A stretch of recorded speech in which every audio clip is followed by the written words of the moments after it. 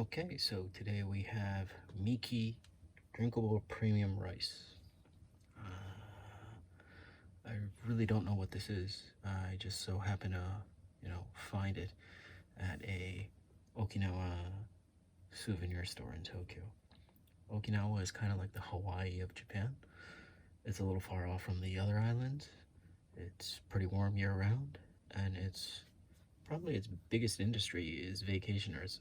Um, I'm not here for a history lesson, but Okinawa has always done things their own way compared to their other islands in Japan. And, they have their own culture, history, and it's a little different from the rest of Japan. So, in that sense, it's kind of similar to Hawaii, too. So, I was doing a search for the company, but apparently they don't have a website. So,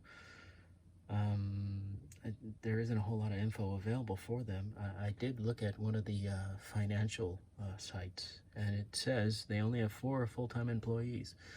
So, not really big. Maybe they have a lot of part-timers, but those 4 employees are pretty productive in that they're able to ship their products throughout Okinawa, and they're big enough that they can get into a souvenir shop in Tokyo. Apparently there are other variants besides this one, but because I can't find their own website, I don't have any information that can validate that. There are other places that do cover this drink, and apparently they also offer ingredients that are mainly found in Okinawa. So they also have a brown sugar variant, they have a turmeric variant, and a brown rice variant. They also have a separate series that uses the brown rice and they blend it with other ingredients. One is called mugwort and brown rice. Mugwort, it's kind of a leaf that sometimes they use for foods. It's kind of got a tart taste to it. They also have a brown rice and brown sugar, something called uruma, which, even looking up on Wikipedia and Google Translate couldn't figure out what the hell that was, but it's uruma and brown rice. Anyway, so getting on to the ingredient list. Ingredients are listed in descending order, so the thing listed first is the largest percentage of the drink. It's a short list, especially if you compare it to other, tonics of the current age, I guess. So first off you have is sugar of domestic origin. So there's no high fructose corn syrup in this, none. Then you have rice, barley, sticky rice, and lactose. That's it. Compared to, Monster and other drinks, the ingredient list is really short. Going on to caloric information, one bottle is 250 mils. Per 100 mil is, never mind, I'll do the full bottle. So a whole can is 132.5 calories. It has 0 protein, fat, or salt, and it has 13 grams of carbohydrate.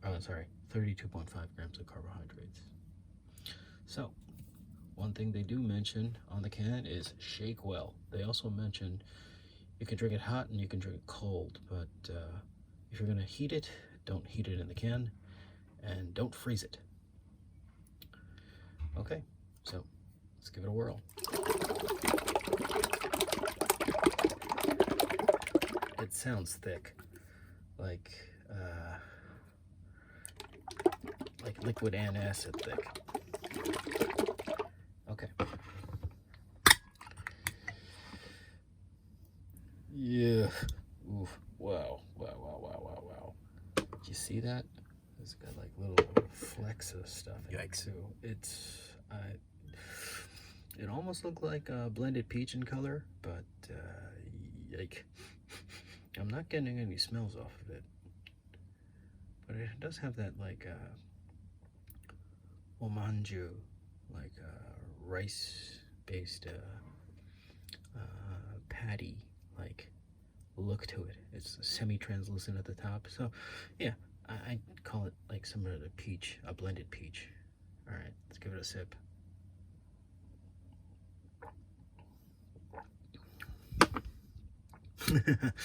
Oh wow, that tastes old.